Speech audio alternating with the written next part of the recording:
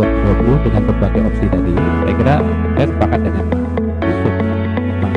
Mas Derajat. Kalau KPK dan pengawas pemilu hanya sekedar termasuk dengan yang di Bawaslu. Ketua Bawaslu sudah mengeluarkan edaran.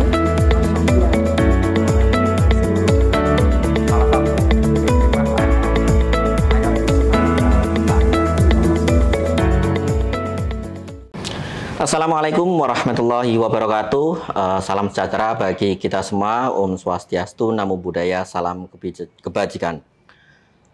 Sahabat Bawaslu, kembali lagi dengan saya, Sohibul Sani, dalam acara ngobrol bareng Bawaslu.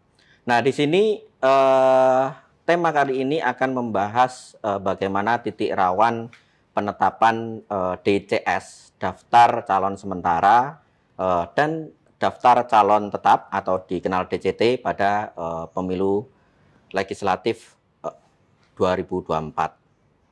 Nah, sebelumnya saya di sini sudah hadir narasumber kami dari Sindikasi Pemilu dan Demokrasi. Nanti beliau bisa menerangkan apa itu Sindikasi Pemilu dan Demokrasi. Nah, telah hadir di sini bersama saya Mas atau Pak. Mas saja, Mas. Oh, Mas saja. Karena ini di Jawa Tengah harus panggil Mas biar akrab gitu ya. Jangan Opa. Oh, jangan Opa. Ya, ini ada namanya Mas Dian Permata. Beliau founder ya. Founder dari Sindikasi Pemilu dan Demokrasi. Nah, mungkin beliau nanti bisa memaparkan apa itu Sindikasi Pemilu dan Demokrasi, atau itu sudah jadi pemantau pemilu, ya? Kalau pemantau belum ya. Pemantau belum. Tapi lembaga memang kekhususan untuk pemilu. Oh, lembaga khusus pemantauan gitu ya? Ya. Pemantauan pemilu dan demokrasi, riset berarti ya? Betul. Ya. Nah, di sini pemilu sudah dekat. Saat ini sudah ada tahapan pencalonan DPR RI, DPRD provinsi, dan DPRD kabupaten kota. Kalau saat ini sudah ada pada tahapan verifikasi, kalau lalu ada verifikasi administrasi bakal calon. Itu kalau di Jawa Tengah itu ada sejumlah 1.911 bakal calon yang daftar di Jawa Tengah. Nah, kemarin ini sudah ada penetapan rekapitulasinya. Ada sejumlah 108 bakal calon yang dinyatakan MS. Oke. Jadi ada sekitar 1.800-an itu yang dinyatakan PMS. TMS. BMS. BMO, belum memenuhi syarat karena masih ada perbaikan-perbaikan lagi nanti di calonnya. Kalau kita bisa memprosentasekan itu hanya sekitar 5,7%. Itu yang dinyatakan MS. Nah, kondisi ini kan tentunya melihat pemilu itu kan, pemilu legislatif itu kan tentu banyak intrik-intrik yang di situ, sehingga penetapan DCS nanti yang akan ditetapkan sekitar bulan Agustus sampai September, kemudian ditetapkan DCT. Nah, di situ nanti akan ada caleg-caleg kita yang di ini sudah ada ini istilahnya sudah ditetapkan begitu. Oke. Ya. Nah, tapi kalau kita melihat itu belum sampai ditetapkan DCS, kita di sepanjang jalan itu sudah ada baliho-baliho besar. Ya, itu bisa dikatakan bagian dari sosialisasi. Nah, sekarang itu kalau melihat itu, apa sih pentingnya dari DCS, DCT, kalau dari kacamata masyarakat, lembaga riset begitu. Nah, pada kali ini Mas Dian akan menerangkan bagaimana titik rawan yang ada di DCS dan DCT. Monggo Mas Dian, saya persilakan. Oke, terima kasih Mas Sami dan teman-teman Bawaslu serta pegiat pemilu yang ada di rumah ataupun yang langsung melihat tayangan ini.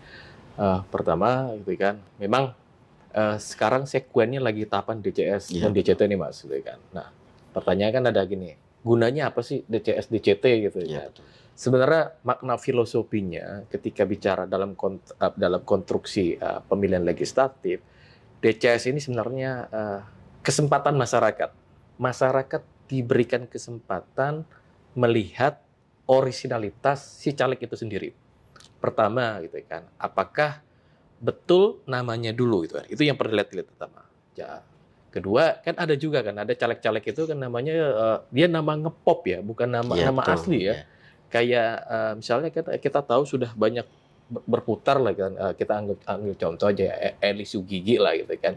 Aslinya kan bukan Eli Sugigi kan, namanya Eli Syuhair. Nah ini kan contoh-contoh sebenarnya. Kalau tertulis di DCS itu kan maka ada perbaikan. Nah gunanya DCS itu pertama. Nah itu yang pertama. Yang kedua gini, bahwa gitu kan masyarakat ada di mana perannya kan gitu pertanyaan Mas Ami kan. Nah ada juga beberapa kasus misalnya begini, yang paling banyak muncul itu ya, dan setiap kepemiluan itu rutin itu keluarnya soal ijazah palsu. Nah ini titik krusial juga gitu kan. Dia anggaplah punya ijazah yang diduga asli lah gitu, kita juga asli, padahal aslinya juga kita pertanyakan karena juga banyak kasus. Tapi tidak ada kesaksian dari teman-temannya yang sebangku, yang sekolah, yang pernah lulus bareng sama dia. Nah, ini kan titik rawan juga peran masyarakat di situ, gitu kan. Nah, sebenarnya apakah peran masyarakat itu terbatas itu? Tidak, gitu kan. JTS itu justru memberikan ruang kesempatan seluas-luasnya, sebebas-bebasnya, berdasarkan data otentik, gitu kan. Bagaimana dia menyanggah data yang dia seorang caleg itu sampaikan. Nah, sindikasi pemilu gitu kan. Sebenarnya kalau ditanya apakah sindikasi pemilu itu lembaga pemantau, enggak. Dia backbone-nya lebih lembaga riset gitu kan. Dan memang hasil temuannya agak otentik data. Nah, data-data inilah yang kita berikan ke teman-teman memang yang mainstream-nya itu Mas Ami dan teman itu memang di kepemantauan. Karena dia harus tersebar spread gitu kan, harus tersebar spread gitu kan. Nah, itulah fungsinya kayak SPD dan lembaga-lembaganya, dia dapat memberikan data lain dari caleg yang diberikan ke KPU ataupun penyelenggara. Ini kan tapi masih DCS. Diberikan kesempatan untuk memperbaiki dan seterusnya. Nah, yang menarik kan begini, Mas Ami dan teman-teman. Kasus Aldi Taher apakah baru terjadi gitu. Nah, ini kan yang karena di sini. Hype gitu kan karena dia artis lah ya. Iya, betul. Tapi sebenarnya kasus ini sebenarnya banyak sudah gitu kan. Banyak yang bermunculan. Bahkan tahun-tahun lalu ya. Iya, artinya kan data-data lalu kan bermunculan karena dia memang artis gitu kan. Bahkan lebih agak menarik nih, ekstrim. Dia di partai tertentu klaster pencalekannya di kabupaten kota, tapi di partai tertentu klasternya dia ngambil di provinsi. Itu yang atau di RI. Ini yang menariknya. Nah, artinya begini. Jumlah penyelenggara pemilu di saat ini kan memang bagi kita ya kalau dibilang terbatas ya tidak ya, tapi artinya pasang mata gitu kan, dan penciumannya juga terbatas kan. Apalagi ya ini handicap antara handicap dan memang jadi catatan kritis kita, terutama dari SPD kan gini. Kenapa kasus Aldi Taher bisa muncul? Karena pertama memang tidak kurangnya mata pemantauan yang diberdayakan. Nah, itu yang pertama. Yang kedua adalah kan begini. Kita paham gitu kan saat ini penyelenggara pemilu baik KPU, Bawaslu gitu kan, baik di tingkat provinsi maupun kabupaten kita dalam proses rekrutmen. Ya, betul. Nah, itu titik rawan lain dari internal. Ketika mereka rekrutmen, otomatis yang kayak Aldi Taher nggak terawasi nih Mas Ami gitu kan, lewat begitu aja kan gitu, lewat. Barulah gitu kan ketika mata masyarakat melihat kasus Aldi Taher, ternyata nggak Aldi Taher sendirian, tapi banyak kasus-kasus separtai. Nah, sekarang kan begini, lantas bagaimana masyarakat harus bersikap gitu kan? Tadi kan sampai Agustus Mas, sebelum September. Nah inilah ruang yang harus dimanfaatkan oleh masyarakat dalam melihat originalitas semua data yang disampaikan oleh situ caleg itu sendiri. Itu Mas Ami dari makna filosofis DCS. Ya, terima kasih Mas Dian. Nah, di situ itu kan apa namanya, kalau kita melihat maknanya itu ya, kalau DCS itu ini tahapannya kan sampai penetapan kan sampai September, Agustus September, sedangkan DCT November. Ada perbaikan, ada pergantian, ada tanggapan masyarakat. Apa sih kira-kira yang baru di peraturan KPU sekarang? Misalnya perbedaannya di tahun 2019 sampai tahun 2024 nanti ini kan sudah apa kira-kira perbedaannya? Kalau yang baru karena rezim undang-undangnya masih sama, artinya nggak terlalu banyak bergeser ya. Tapi yang monumental dan jadi titik krusial adalah hasil putusan MK itu kan, yang kandidat caleg yang habis ibaratnya dalam tanda kutip nyantri pondok pesantren penjara kan gitu kan, atau kan yang 5 tahun. Nah ini kan harus dipastikan gitu kan, apakah dia sudah menjalani masa idahnya, masa jeda 5 tahun atau tidak. Nah ini kan PKPU-nya kan belum muncul nih, kan belum bunyinya di sana. Nah, ini kan harus dihitung juga nih kan, karena kan juga banyak kasus gitu kan. Dia belum menyukupi masa sampai 5 tahun. Ini kan harus titik krusial lainnya gitu kan. Bahkan di temuan saya itu Mas Ami, ini nggak hanya soal caleg yang kena kasus hukum gitu kan. Kades aktif pun ternyata masih ada nih namanya di DCS. Padahal di peraturan tuh nggak boleh gitu kan. Ya kades sampai BUMD yang memang plat merah itu kan nggak boleh. Nggak boleh. Bahkan kalau ditanya kadesnya betul nggak dia nyalek, oh kelihatan betul kok dia muncul di DCS gitu kan. Bahkan APK-nya juga beredar tuh kan. Nah ini kan harus dicoret kan gitu. Nah apakah itu saja Mas Ami dan teman? Tidak itu kan. Harus diakui memang sistem profesional terbuka juga membuka ruang teman-teman kader partai politik itu pindah-pindah. Nah ini pindah-pindah. Ada kasus gitu kan, di saya lupa kasus di daerah mana itu, nanti juga lihat ada datanya itu kan. Ada kasus di kepemiluan lalu dia anggap di partai A, dia masih terdaftar. Lalu di kepemiluan saat ini dia pindah ke partai B. Padahal dia belum menarik berkas sebagai kandidat dari partai A itu. Sedangkan dia mendaftar partai. Nah, ketentuan BA ini yang harusnya clear gitu kan. Dan harusnya si caleg ini sudah ngerti. Nah, itu yang saya bilang gitu kan. Saya bilang gitu kan. Titik rawan ini sangat banyak. Peluang itu sangat banyak. Tinggal kan gini. Ketika dalam situasi gini ya, lagi-lagi peran masyarakat ya sangat besar ya peluangnya gitu kan. Menggugurkan dari DCS gitu kan sebelum pada tahapan DCT. Apakah sampai DCT bisa dicoret? Masih bisa. Ya kalau kita melihat hasil pengawasan Bawaslu ya di tingkat provinsi baik di tingkat kabupaten kota, saat pengawasan verifikasi administrasi kemarin itu hal-hal yang paling berkaitan adalah misalnya foto. Itu kan kalau di PKPU itu kan ada foto terbaru. Kita bisa melihat foto terbaru artinya bisa 6 bulan ke belakang lah flashback. Tapi kalau melihat itu banyak juga calon yang itu fotonya bahkan foto pemilu tahun kemarin sebelumnya. Oke ya kalau kita melihat bahwa itu wajahnya masih sama, jenggotnya masih berjenggot gitu ya. Tapi kalau kita melihat oh bapak ini kok ternyata berjenggot, tapi kok sekarang enggak mulus, bahkan lebih ganteng atau operasi plastik kalau cewek begitu ya. Nah, melihat fenomena itu seperti apa, Mas? Iya, di 2019 Pak Ami dan teman-teman kan ada satu kasus yang sangat epik dan heroik lah, itu di DPD lah, gitu kan. Kalau sekarang fotonya itu dimontase kan, lebih cantik dari sebelumnya ini kan. Nah itu. Apalagi sekarang kan. Tambah kalau pakai editnya pakai AI kan, lebih keren lagi. Yang kayak artis-artis Korea. Iya gitu kan, hidungnya bisa mancung gitu kan. Nah, memang ini kan salah satu titik krusial kan. Nah, tinggal kan kita melihat regulasinya apa itu bisa normanya itu masih bisa moderatnya masih bisa diterima atau tidak kan. Nah, memang gini kan bahwa kemajuan teknologi juga mau tidak mau kan juga dilibatkan gitu kan.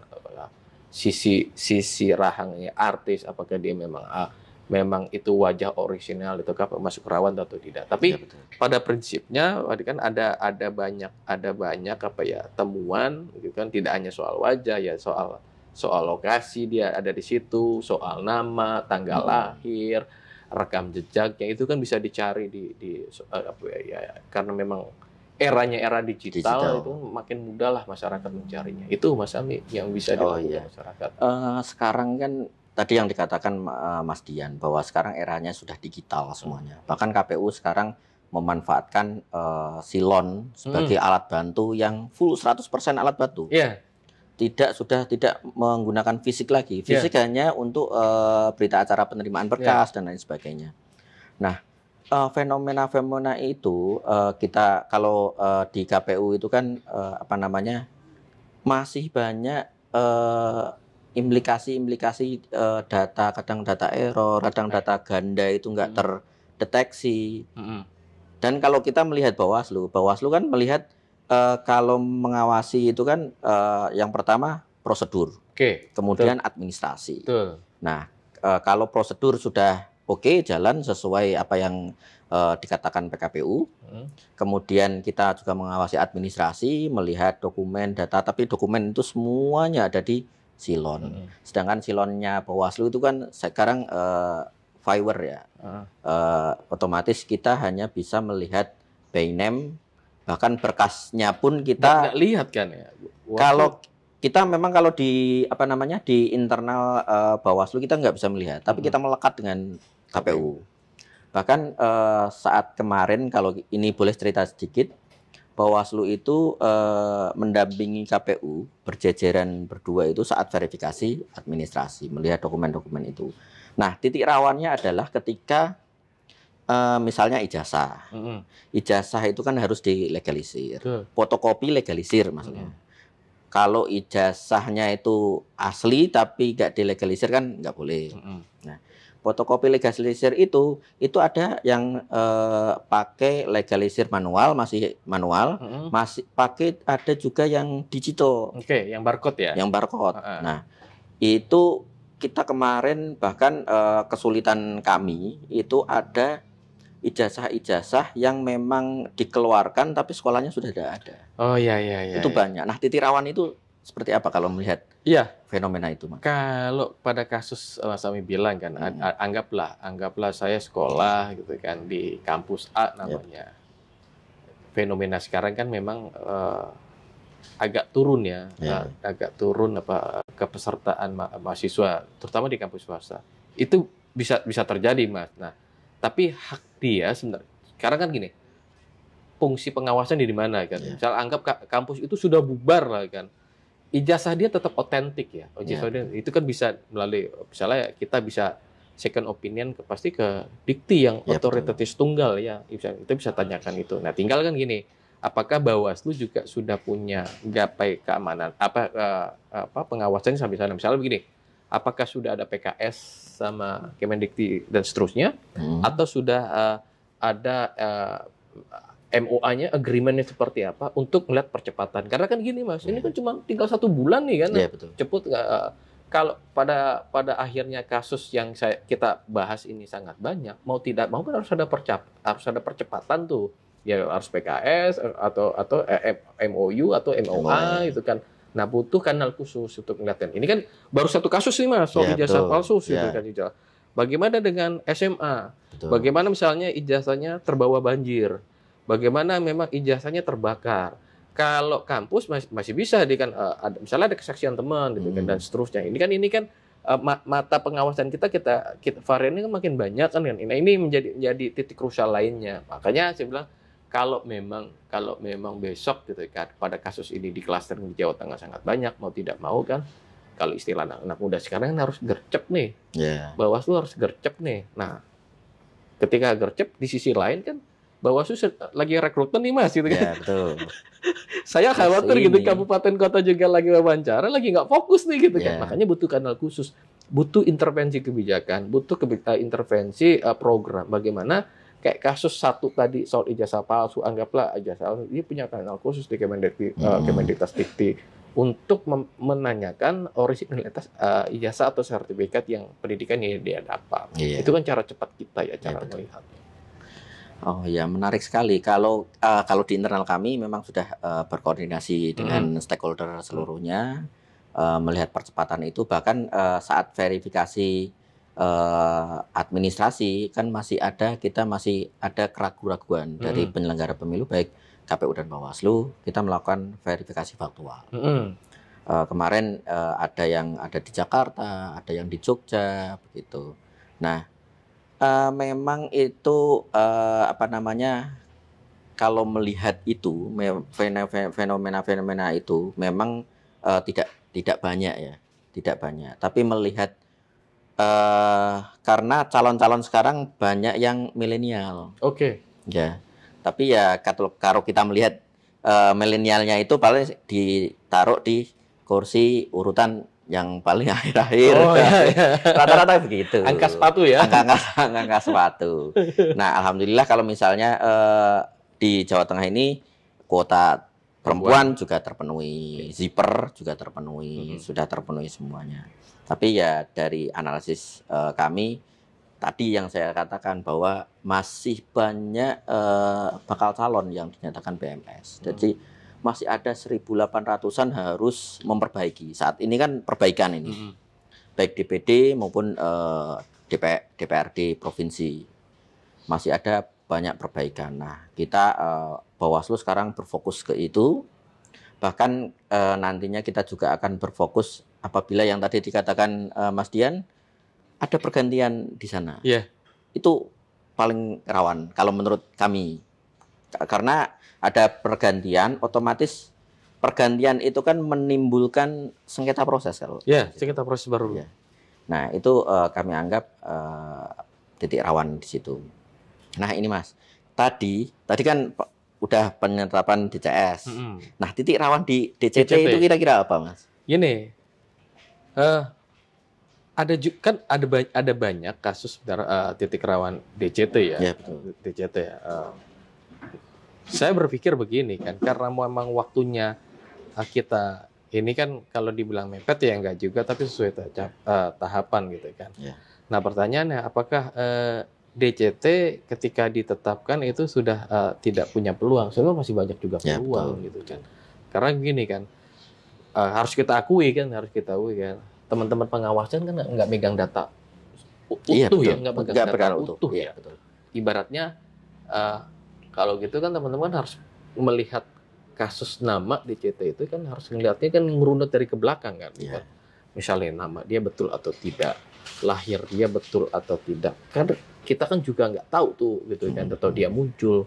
Bahkan jangan-jangan di DCS kita sebenarnya nggak ada, tapi muncul di DCT kan. Ini kan jadi pertanyaan kan, apakah memang ada sengketa di dalam proses kepartaian atau tidak? Ini kan juga titik rawan juga kan. Nah, makanya saya bilang kalau DCT apakah sudah ketika ditetapkan jadi DCT itu apakah tidak ada, masih banyak kok titik rawannya. Nah, cuman memang ketika DCT sudah terbentuk gitu kan, karena ini berkaitan nanti dengan cetak surat-surat gitu kan, kemungkinan daya rusaknya, daya titik rawannya agak lebih mengecil dan agak lebih mengerucut ketimbang DCS. Karena kan gini, kita kan sudah paham tuh Mas Ami kan 75 hari tuh kita kan. Betul. Dia logistik juga harus buru-buru kan. Mau tidak mau kan. Jangan sampai ketika dicetak di surat suara sudah tertulis misalnya Dian Permata harusnya kan pakai DIAN ya, pakai Y kan. Bisa kebayang kan Mas? Ini titik rawan lainnya, makanya pada tahapan DCT peluang itu tetap ada, cuman lebih terkanalisasi dan agak lebih menyempit gitu kan. Karena juga mata pengawasan kan juga banyak gitu kan. Teman-teman pemantauan. Nah, ini nih saya lagi-lagi saya tekankan gitu kan. Kita berharap bersama peran masyarakat juga banyak gitu kan. Apalagi peran masyarakat itu kan nggak hanya masyarakat.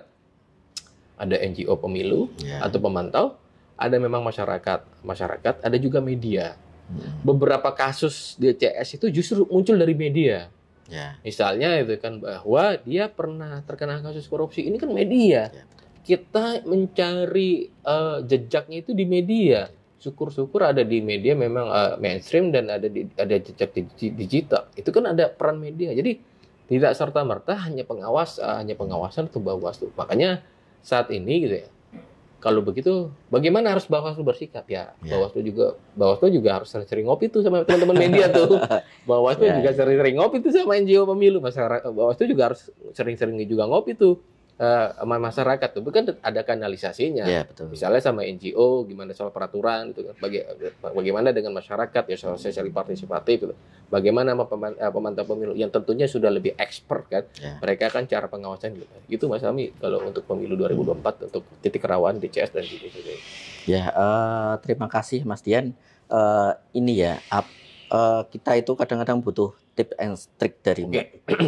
Itu disampaikan masyarakat itu melihat. Kalau kita posisi kita misalnya sebagai masyarakat ya, baliho ada di mana-mana, DCS, DCT sudah ditetapkan, terus masyarakat itu kalau mau mengawasi itu sejauh mana? Mungkin ada tips and trik dari SDP mungkin. SPD ya. SPD.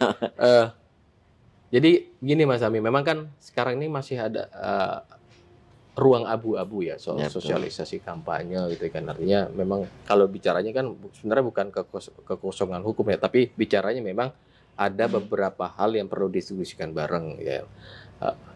Selantas peran masyarakat di mana sih mengawasi pada tahapan sosialisasi kampanye? Kalau saya sih digabungkan saja. Pertama yang paling mudah adalah ngelihatnya sederhana.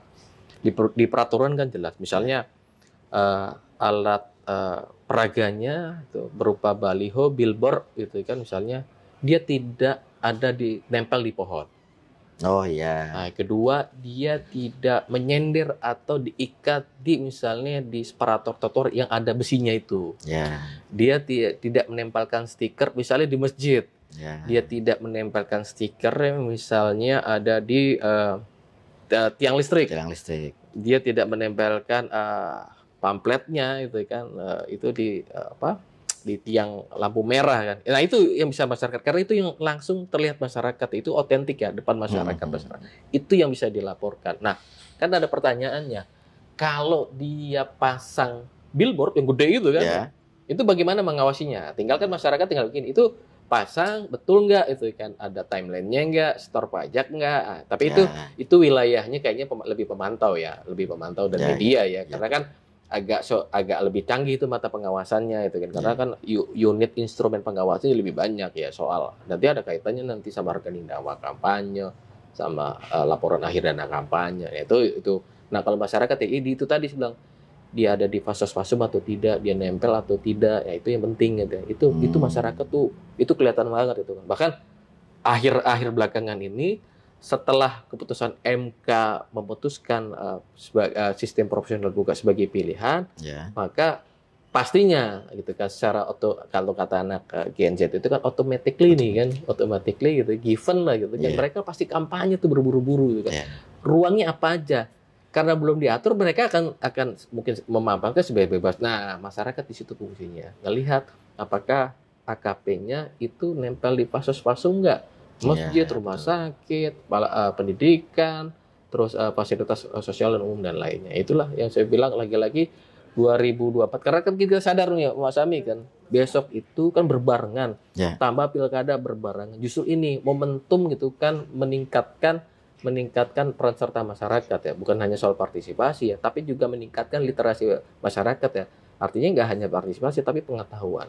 Minimal regulasi yang kita pahami bersama, misalnya peraturan tidak boleh menempelkan AKP di fasos-fasos itu juga ibaratnya kalau anak sekarang ya minimal harus diviralkan nih supaya tahu nah itu kan salah satu intervensi pendidikan politik. Nah itu juga ada juga bebannya di Bawaslu. Memang kalau melihat itu memang sebagian tugas dari kami ya. Kalau kami kan itu mengedepankan sekarang visinya pencegahan. Nah, pencegahan itu ya kita via sosial media, terus bekerjasama dengan stakeholder, aktor-aktor pemilu, terus ke masyarakat. Bahkan kalau di Jawa Tengah itu sekarang itu ada sekitar 599 titik untuk desa pengawasan dan desa anti money politik.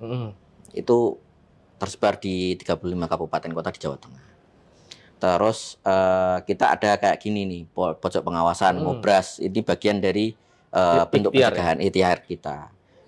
Terus kita kalau melihat metode pencegahan kita ada patroli kawal hak pilih itu kalau untuk yang kemarin sudah DPT sudah ditetapkan. Mungkin nanti ada pemeliharaan lagi kalau kita melihat itu.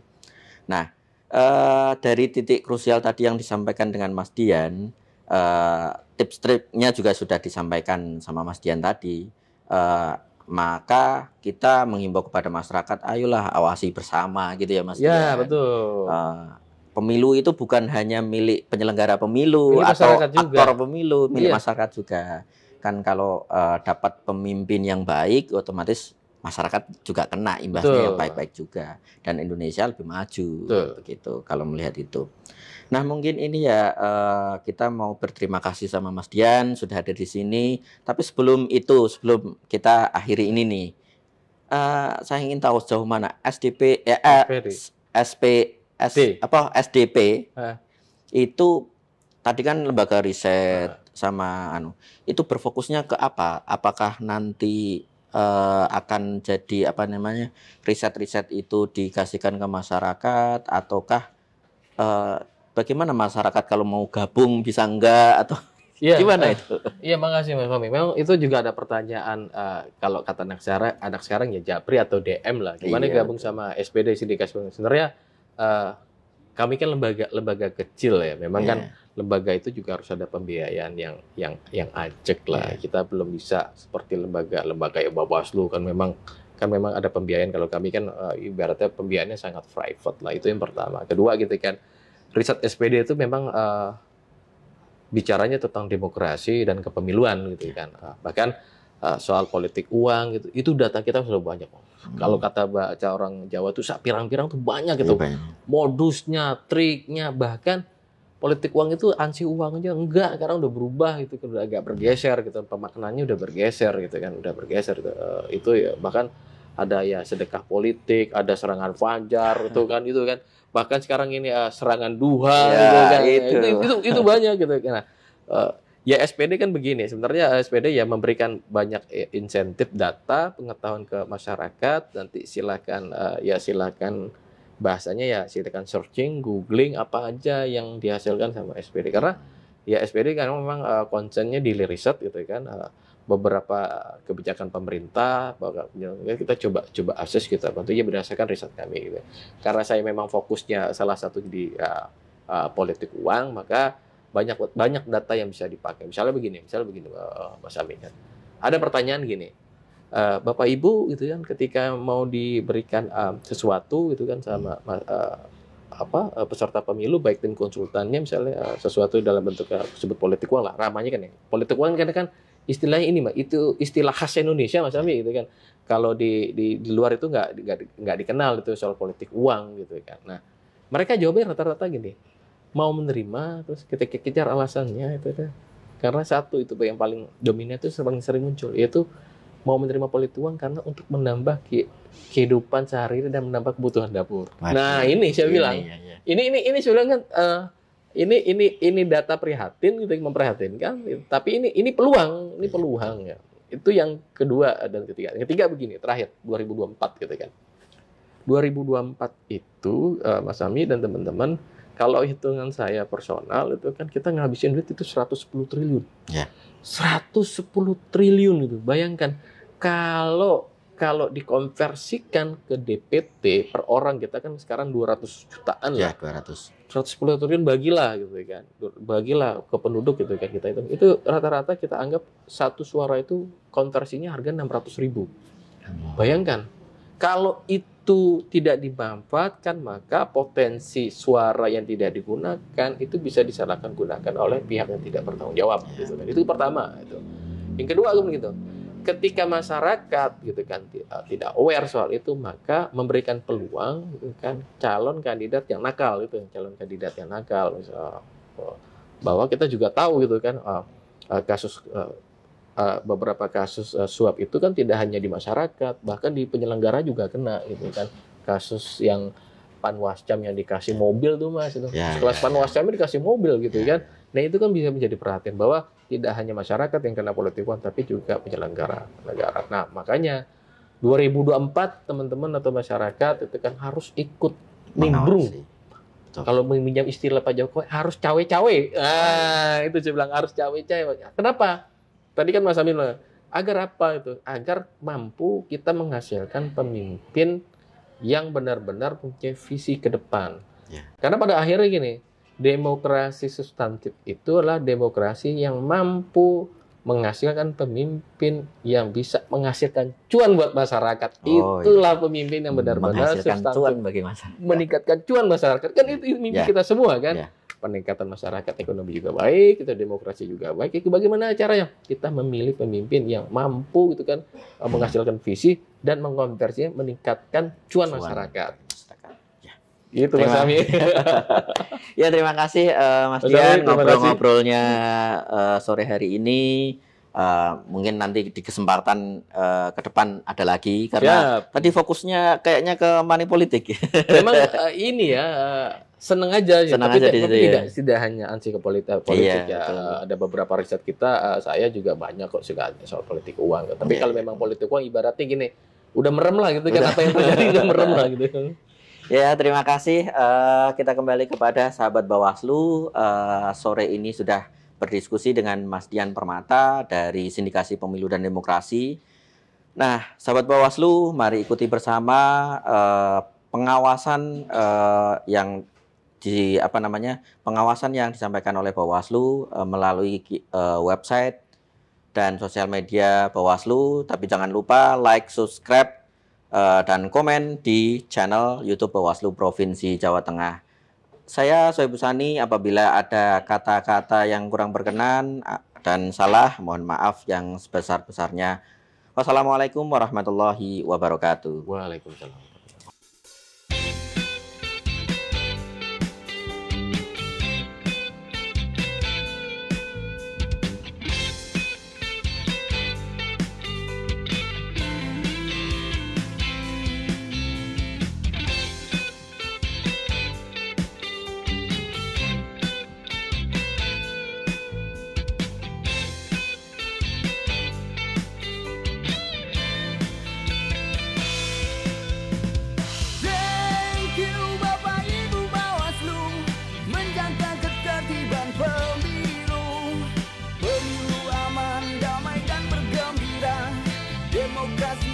Kemajuan bangsa.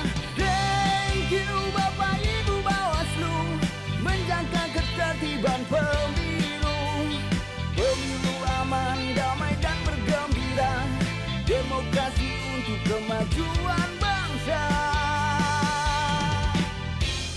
Kontestasi pemilihan umum menjadi ajang yang menantang bagi mereka yang ingin memajukan bangsa, atau mereka yang haus singgah sana. Stop bagi politik yang bikin munafik.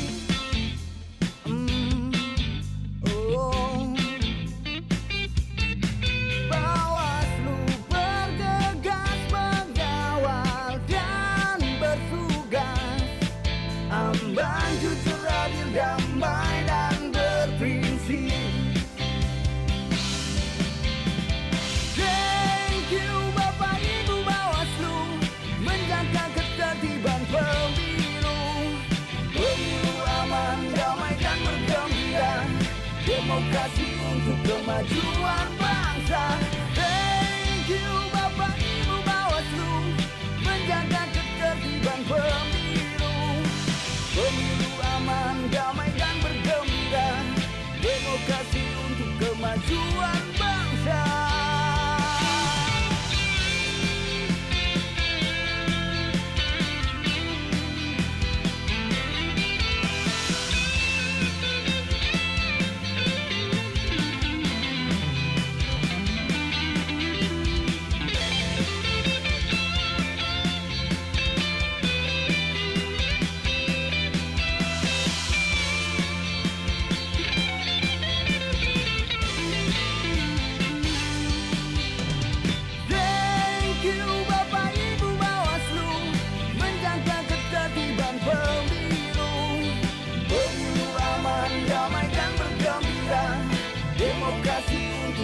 kemajuan bangsa.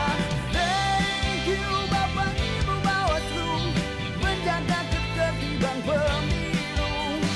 Pemilu aman, damai dan bergembira, demokrasi untuk kemajuan bangsa.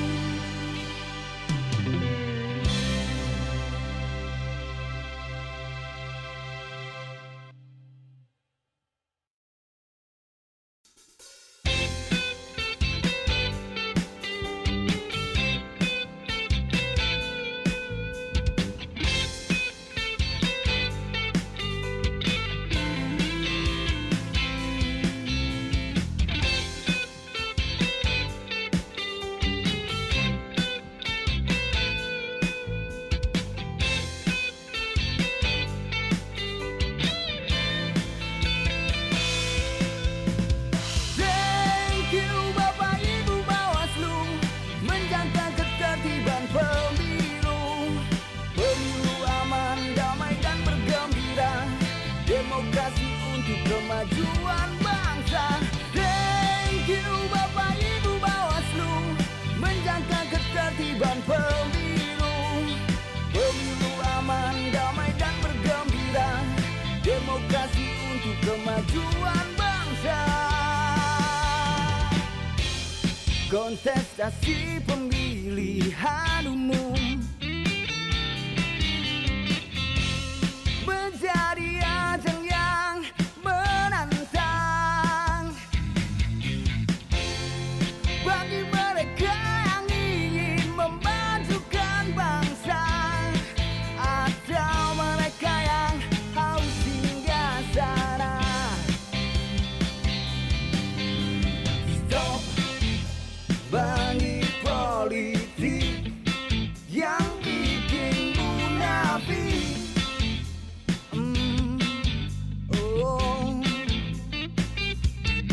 Bawaslu bergegas mengawal dan bertugas, ambang jujur, adil, damai dan berprinsip. Thank you Bapak Ibu Bawaslu, menjaga ketertiban pemilu. Pemilu aman, damai dan bergembira, demokrasi untuk kemajuan bangsa. Thank you Bapak Ibu Bawaslu, menjaga ketertiban pemilu. Pemilu aman, damai dan bergembira, demokrasi untuk kemajuan bangsa.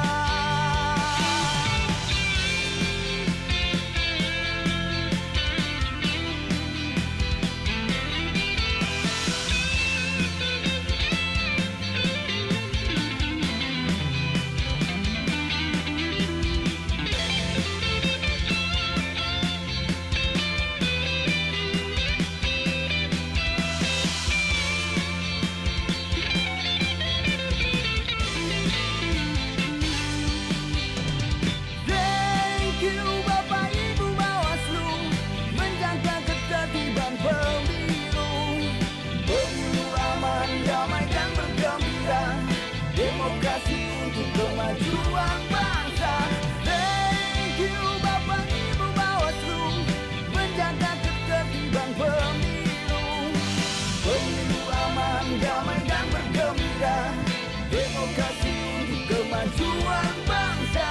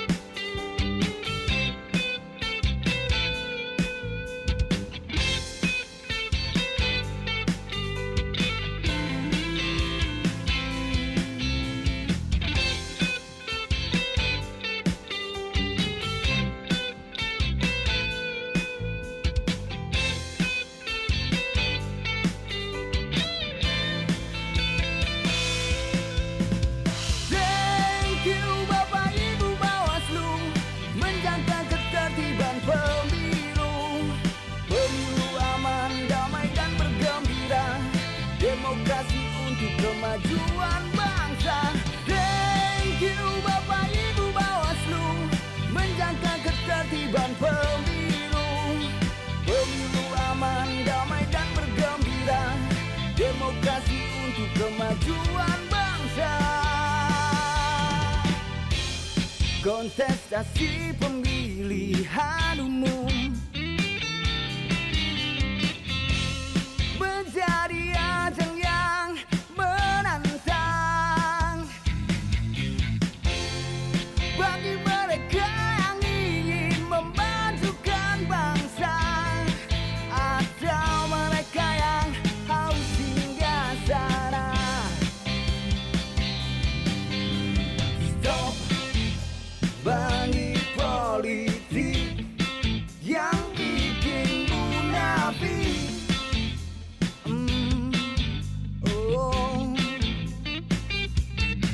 Bawaslu bergegas mengawal dan bertugas, ambang jujur, adil, damai dan berprinsip. Thank you Bapak Ibu Bawaslu, menjaga ketertiban pemilu. Pemilu aman, damai dan bergembira, demokrasi untuk kemajuan bangsa. Thank you Bapak Ibu Bawaslu, menjaga ketertiban pemilu. Pemilu aman, damai dan bergembira, demokrasi untuk kemajuan bangsa.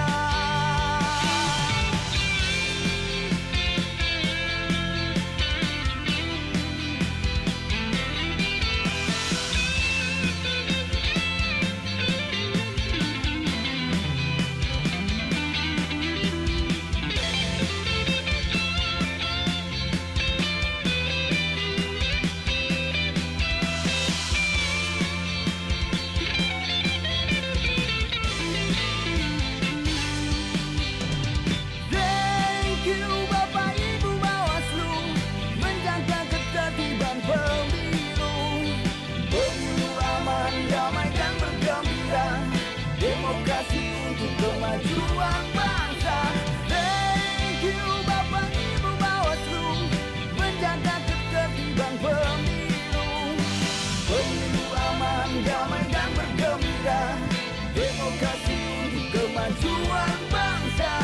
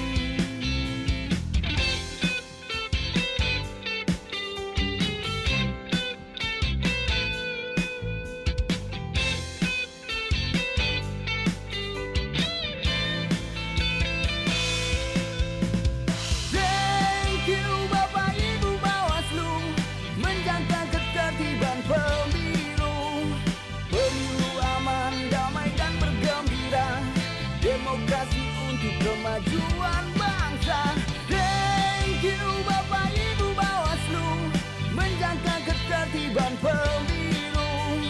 Pemilu aman, damai dan bergembira, demokrasi untuk kemajuan bangsa.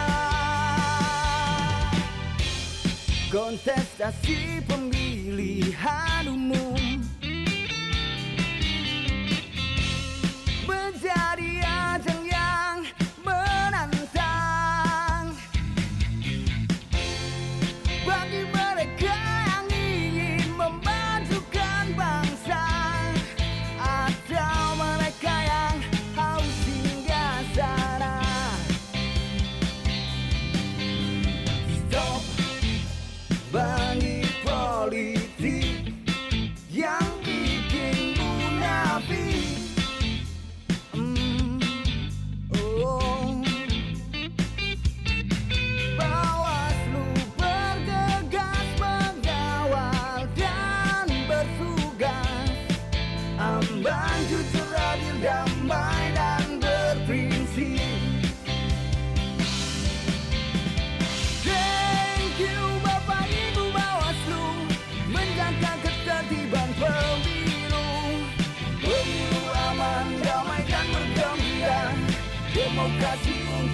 kemajuan bangsa. Thank you Bapak Ibu Bawaslu, menjaga ketertiban pemilu. Pemilu aman, damai dan bergembira, demokrasi untuk kemajuan bangsa.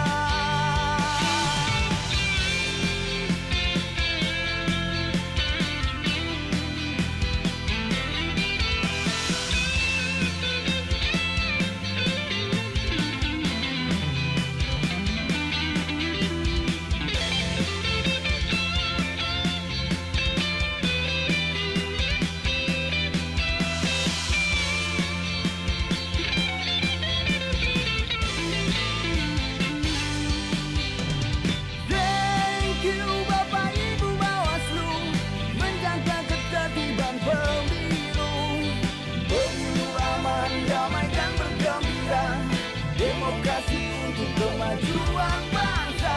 Thank you Bapak Ibu Bawaslu, menjaga ketertiban pemilu. Pemilu aman, damai dan bergembira, demokrasi untuk kemajuan bangsa.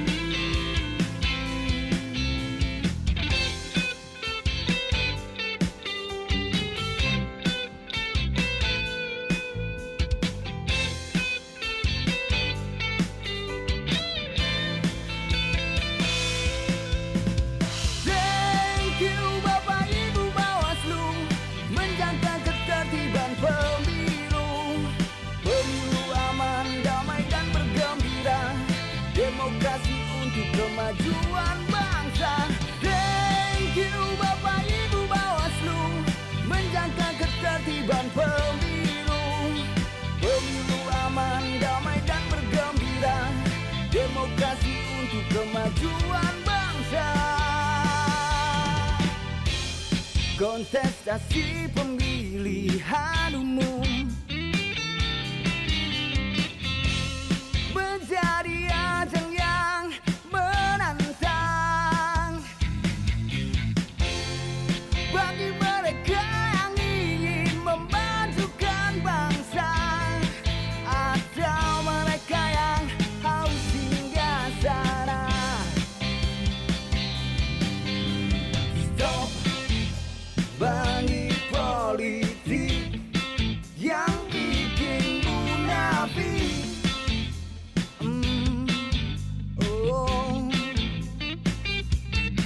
Bawaslu bergegas mengawal dan bertugas, ambang jujur, adil, damai dan berprinsip.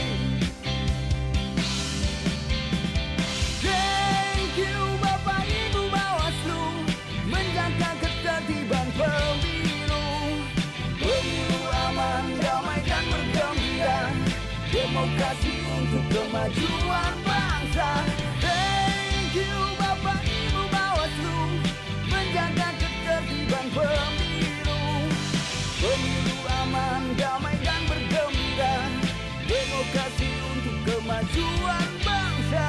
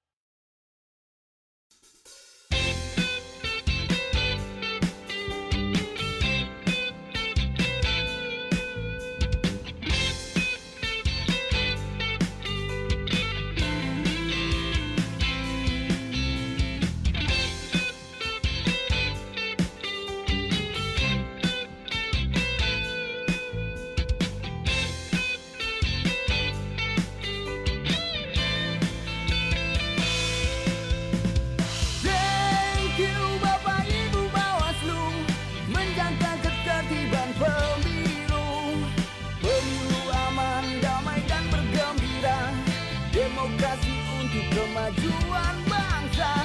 Thank you Bapak Ibu Bawaslu, menjaga ketertiban pemilu. Pemilu aman, damai dan bergembira, demokrasi untuk kemajuan bangsa. Kontestasi pemilihan umum menjadi ajang yang menantang bagi mereka yang ingin memajukan bangsa, atau mereka yang haus singgah sana.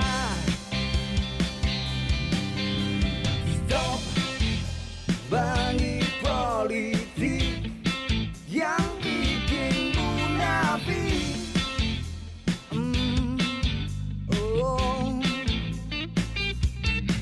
Bawaslu bergegas mengawal dan bertugas, ambang jujur, adil, damai dan berprinsip.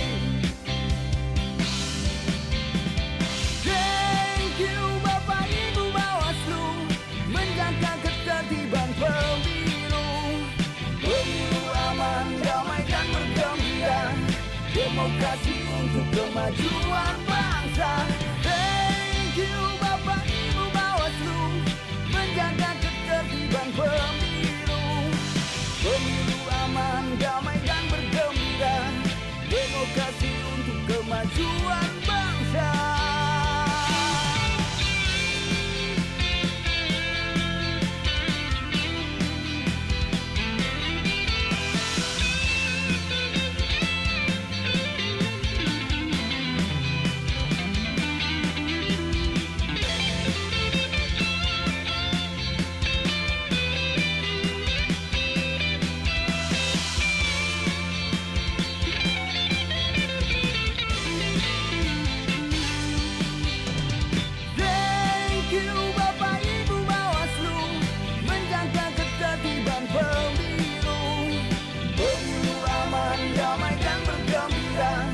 Demokrasi untuk kemajuan bangsa.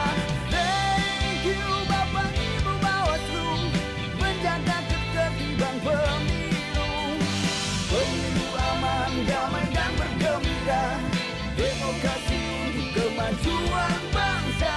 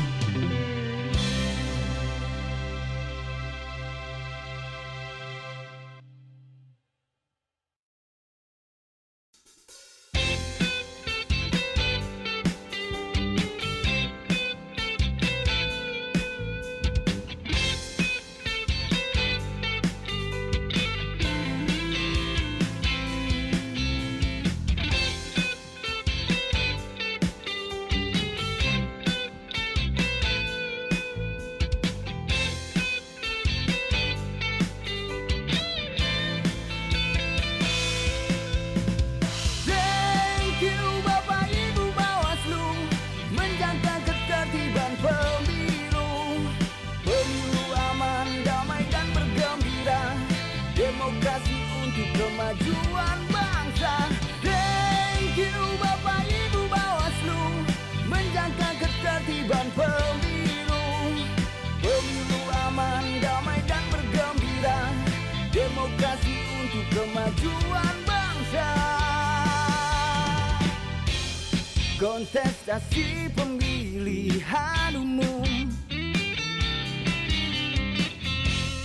menjadi ajang yang menantang bagi mereka yang ingin memajukan bangsa, atau mereka yang haus singgah sana. Stop bagi politik yang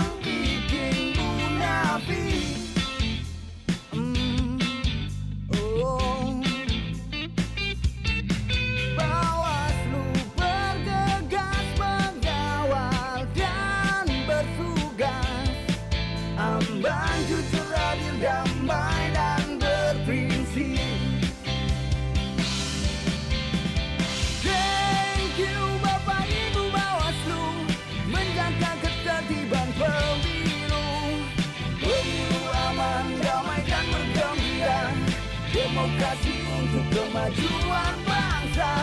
Thank you Bapak Ibu Bawaslu, menjaga ketertiban pemilu. Pemilu aman, damai dan bergembira, demokrasi untuk kemajuan bangsa.